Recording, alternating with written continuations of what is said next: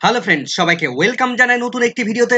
এই মুহূর্তে যে গুরুত্বপূর্ণ আপডেটটির দিকে আমরা নজর রাখবো সেটি হচ্ছে স্কুল সার্ভিস কমিশনের শিক্ষক নিয়োগ দুর্নীতি মামলা চ্যালেঞ্জ হলো সুপ্রিম কোর্টে।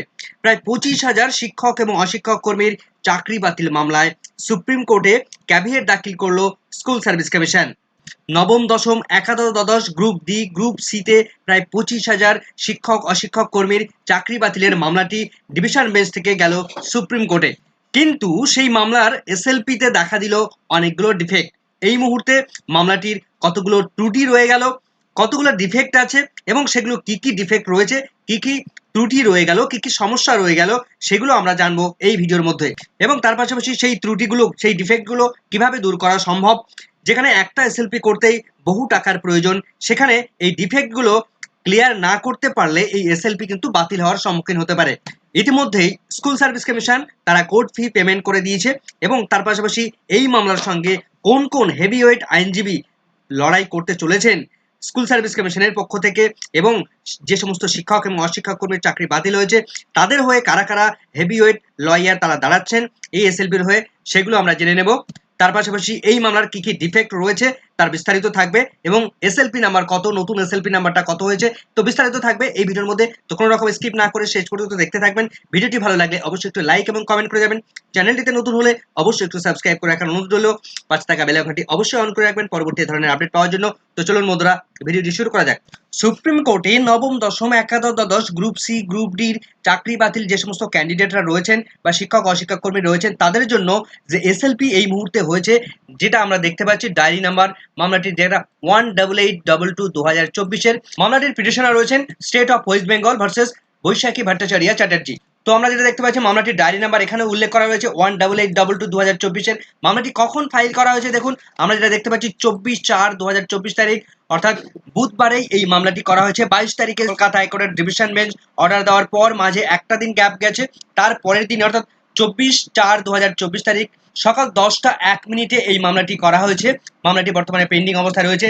মামলাটির কেস নাম্বারে আমরা যেটা দেখতে পাচ্ছি এখানে এসএলপি নাম্বার যেটা দেখতে পাচ্ছি 00958/2024 রেজিস্টার্ড নাম্বার দেখা যাচ্ছে। কবে করা হয়েছে? 24/4/2024 তারিখেই। তো বর্তমানে স্টার্টাস যেহেতু মামলাটা এখনো ওঠেনি তাই পেন্ডিং অবস্থায় রয়েছে। তো এই মামলার পিটিশনার কে রয়েছেন, কারা রয়েছেন? স্কুল সার্ভিস কমিশন নাকি শিক্ষক শিক্ষিকাদের পক্ষ থেকে? তো আমরা যেটা দেখতে পাচ্ছি পিটিশনারদের পক্ষ থেকে কে রয়েছেন, the state of west Bengal, অর্থাৎ ওয়েস্ট বেঙ্গল অর্থাৎ স্কুল সার্ভিস কমিশনের পক্ষ থেকে কিন্তু যাওয়া হয়েছে। তো সেক্রেটারি তার পক্ষ থেকে বিকাশ ভবন বিধাননগর কলকাতার যে তাদের যে অফিস, মানে সেক্রেটারির পক্ষ থেকে এই স্কুল সার্ভিস কমিশনের পক্ষ থেকে তারা পিটিশনার রয়েছেন এবং রেসপন্ডেন্ট হিসেবে রয়েছেন বৈশাখী ভট্টাচার্য। তো এই মামলার সঙ্গে রেসপন্ডেন্ট হিসেবে কারা কারা রয়েছেন এখানে পরপর নামগুলো রয়েছে, সেখানে আপনারা দেখতে পারেন পরপর নামগুলো এখানে কিন্তু রয়েছে কারা কারা রেসপন্ডেন্ট হিসেবে রয়েছেন। এই দেখুন রেসপন্ডেন্ট হিসেবে এখানে উল্লেখ করা রয়েছে। তো এই মামলাটির আর্লিয়ার কোর্ট ডিটেলস যদি আমরা একটু দেখি তাহলে আমরা দেখতে পাবো, দেখুন এখানে আর্লিয়ার কোর্ট ডিটেলস উল্লেখ করা রয়েছে। তো প্রথমে আমরা জানি যে কলকাতা হাইকোর্টের পক্ষ থেকে এই মামলাটি ছিল, যার মামলার রিট পিটিশন নাম্বার ছিল WP, এখানে পরপর উল্লেখ করা হয়েছে এবং অর্ডার এসেছিল 22/4/2024 তারিখে এবং সেটা উল্লেখ করা রয়েছে মাননীয় বিচারপতি দেবাংশ বসাক এবং মাননীয় বিচারপতি সাব্বার রশিদের special division bench. Judgment challenge হয়েছে, সেই জাজমেন্ট চ্যালেঞ্জ হয়েছে, এখানে ইয়েস রয়েছে, তার ফলে সুপ্রিম কোর্টে এই মুহূর্তে মামলাটির এসএলপি হলো। তার পাশাপাশি এখানে আরো অনেকগুলো কিন্তু মামলার এসএলপি ছিল। এখানে আমরা এখানে একটা মামলা দেখতে পাচ্ছি, আরো নিচের দিকে কয়েকটা দেখতে পাবো। এখানে একটা রয়েছে, প্রত্যেক মামলাগুলো এসএলপি নাম্বার রয়েছে। এখানে ম্যাট নাম্বারের একটা রয়েছে, দেখুন 6 নম্বরে রয়েছে, 7 নম্বরে একটা রয়েছে, 8 নম্বরে আমরা একটা দেখতে পাচ্ছি। তো এগুলোর স্ট্যাটাস কিন্তু নো রয়েছে। তো এই মামলার অ্যাপ্লিকেশন স্ট্যাটাসটা যদি আমরা একবার দেখি তাহলে আমরা দেখতে পাবো, তো যেটা আমরা দেখতে পাচ্ছি ইন্টারলকুটরি অ্যাপ্লিকেশন আর ডকুমেন্টস, এখানে যেটা লক্ষ্য করা যাচ্ছে যে রেজিস্ট্রেশন নাম্বার বা আইএ নাম্বার একটা রয়েছে। এখানে দেখুন এই নতুন একটা রেজিস্ট্রেশন নাম্বার রয়েছে 99896/2024। তো এই মামলাটা ফাইল কে করেছেন দেখুন এখানে উল্লেখ করা রয়েছে, নাম আস্থা শর্মার পক্ষ থেকে করা হয়েছে। ফাইলিং ডেট রয়েছে কত, 24/4/2024 তারিখে এবং তার সিরিয়াল নাম্বার রয়েছে 1 নম্বর সিরিয়াল। এবং মামলাটার স্ট্যাটাসটা কি রয়েছে, কি ধরনের মামলাটার বিভিন্ন ধরনের পি স্ট্যাটাস রয়েছে এখানে দেখুন উল্লেখ করা রয়েছে। এবং এন্টার কখন করা হয়েছে, 24/4/2024 তারিখে বিকেল 5টা 18 মিনিটে এই মামলাটিকে এন্টার করেছে সুপ্রিম কোর্ট। এবার আমরা দেখবো স্কুল সার্ভিস কমিশন কত টাকার কোর্ট ফি পেমেন্ট করেছে। তো আমরা যেটা দেখতে পাচ্ছি কোর্ট ফি এখানে উল্লেখ করা রয়েছে, টোটাল কোর্ট ফি 1830 টাকার কোর্ট ফি টোটাল পেইড করে দিয়েছে 1830 টাকার। স্কুল সার্ভিস কমিশনের পক্ষ থেকে 1830 টাকা পেমেন্ট করা হয়ে গেছে।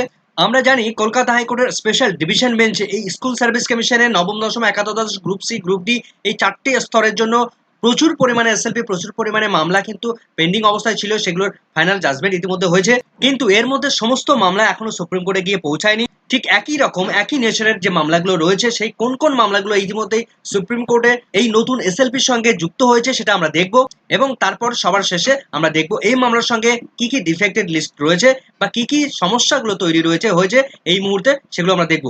তো আমরা যেটা দেখতে পাচ্ছি, similar based on state bench case number এবং তার জাজমেন্ট ডেট, অর্থাৎ একই গ্রাউন্ডে রয়েছে সিমিলার যে সমস্ত মামলাগুলো রয়েছে, সেই মামলাগুলো কোন মামলাগুলো চ্যালেঞ্জ হয়েছে।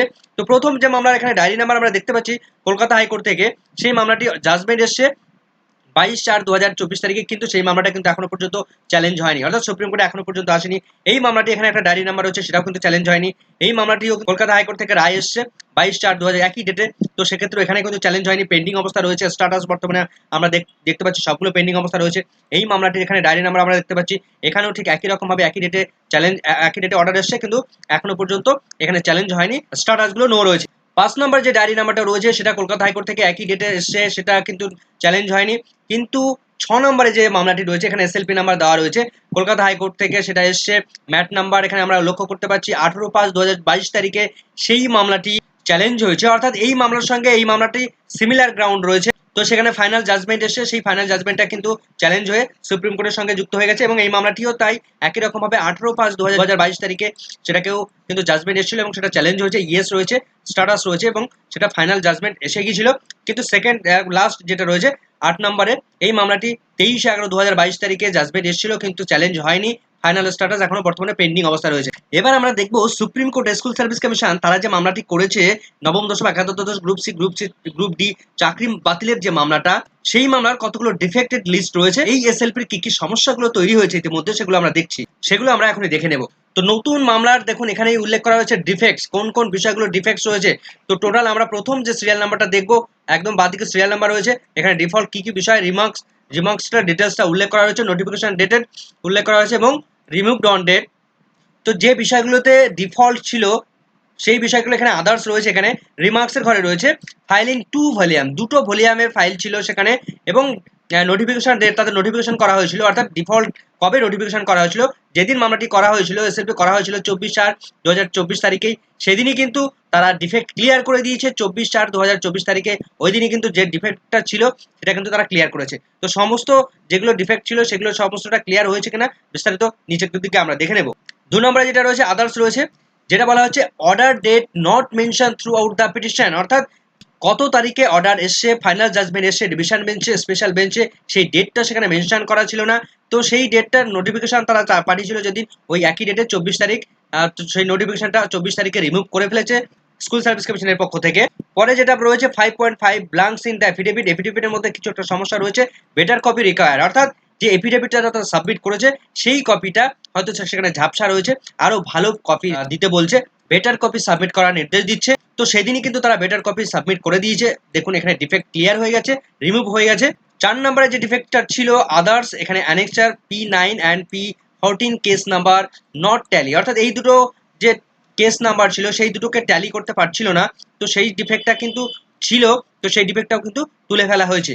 5 নম্বরে যে ডিফেক্টটা ছিল 3.2 পেজ নাম্বার এখানে রয়েছে নট ক্লিয়ার বা লেজিবল, স্মল ফন্ট রয়েছে, মিসিং রয়েছে, অর্থাৎ কতগুলো লেখা সেখানে ছোট ছোট ফন্টের লেখা রয়েছে এবং কতগুলো লেখা সেখানে মিসিং রয়েছে। তো এখানে যেটা দেখা যাচ্ছে annexure page number 20, page number 714, page number 714 থেকে 756 নম্বর পেজ এবং 768 নাম্বার পেজে typing or better copy require, অর্থাৎ যে টাইপিংটা রয়েছে সেই টাইপিংটা ভালো ঝাপসা ভালো রিকোয়ার করার কথা বলা হচ্ছে, অর্থাৎ ভালো সাবমিট করার কথা বলা হচ্ছে। তো সেটা কিন্তু তারা সেদিনই সাবমিট করে দিয়েছে এবং সেটা রিমুভ করে ফেলেছে স্কুল সার্ভিস কমিশনের লয়াররা। 6 নম্বরে যেটা বলা হচ্ছে যে আদার ম্যাটার হিসেবে রয়েছে, এখানে যেটা তারা আবেদন জানিয়েছে যে যেটা বলা হচ্ছে কতগুলো অ্যানেক্সার, কতগুলো পেজ, কতগুলো পার্টস রয়েছে, তারপরে সেখানে ফাইনাল ফিজিক্যাল প্রিন্ট আউট চেয়েছে, সেখানে যেটা বলা হচ্ছে ম্যাটার ইজ রিসিভড, সেখানে নট এ ডিফেক্ট রয়েছে, অর্থাৎ এই ফিজিক্যালি কিছু ডকুমেন্টস প্রয়োজন ছিল, তো এই ডিফেক্টটাকেও কিন্তু 24 তারিখে তুলে ফেলা হয়েছে, অর্থাৎ এই সমস্ত প্রিন্ট আউট ফিজিক্যাল ফরম্যাটে সেগুলো কিন্তু সাবমিট করে দেওয়া হয়েছে। 7 নম্বরে যেটা বলা হচ্ছে pagination of refiling documents not given properly, অর্থাৎ যে সমস্ত ফাইলগুলো প্রোভাইড করা হয়েছে সেই ফাইলগুলোর পেজ ঠিকঠাকভাবে সেখানে মেনশন করা নেই, অর্থাৎ পেজ নাম্বারগুলো দেওয়া নেই, প্রপারলি দেওয়া নেই, তো সেই ডিফেক্টগুলো কিন্তু তারা সুপ্রিম কোর্ট বলার পর সেগুলো কিন্তু তারা তুলে নিয়েছে। তো স্কুল সার্ভিস কমিশনের যে এসএলপিটি করা হয়েছে, প্রথমত এই ডিফেক্টগুলো লক্ষ্য করা গেলেও প্রত্যেকটাই যে 7টা ডিফেক্ট, প্রত্যেকটা ডিফেক্ট কিন্তু তারা তুলে ফেলতে পেরেছে। তো সেক্ষেত্রে স্কুল সার্ভিস কমিশনের এই মামলায় কিন্তু আর কোনো রকম ভাবে প্রবলেম রইল না। এবার আমরা জেনে নেব এই মামলার সঙ্গে কোন কোন অ্যাডভোকেট তারা দাঁড়াচ্ছেন, কারা কারা কথা বলবেন। তো প্রথমেই শিক্ষক শিক্ষিকাদের পক্ষ থেকে যারা যারা দাঁড়াচ্ছেন তাদের মধ্যে থেকে মুকুল রোহতগি স্যার দাঁড়াচ্ছেন, দ্বিতীয়ত কপিল সিব্বল স্যার দাঁড়াচ্ছেন, তৃতীয়ত অভিষেক মনু সিংভি তিনি দাঁড়াচ্ছেন, চতুর্থত পিএস পাটোলিয়া স্যার তিনি দাঁড়াচ্ছেন, পঞ্চমত মীনাক্ষী অরোরা ম্যাম তিনি দাঁড়াচ্ছেন, ষষ্ঠত জয়দীপ গুপ্তা স্যার তিনি দাঁড়াচ্ছেন। জয়দীপ গুপ্তা স্যার তিনি কিন্তু স্কুল সার্ভিস কমিশনের পক্ষ থেকে তিনি দাঁড়াবেন। এরপর শিক্ষকদের পক্ষ থেকে জয়দীপ মজুমদার তিনি দাঁড়াবেন। অন্যদিকে অষ্টম সোমেশ গুপ্তা তিনি দাঁড়াচ্ছেন। অন্যদিকে নবম কল্যাণ ব্যানার্জি তিনি থাকছেন। অন্যদিকে কুণাল চ্যাটার্জি তিনি থাকছেন। যে সমস্ত হেভিওয়েট লয়াররা দাঁড়াচ্ছেন তাদের এক একজনের একটা হিয়ারিং এর ফি 15 থেকে 20 লাখ টাকা পর্যন্ত।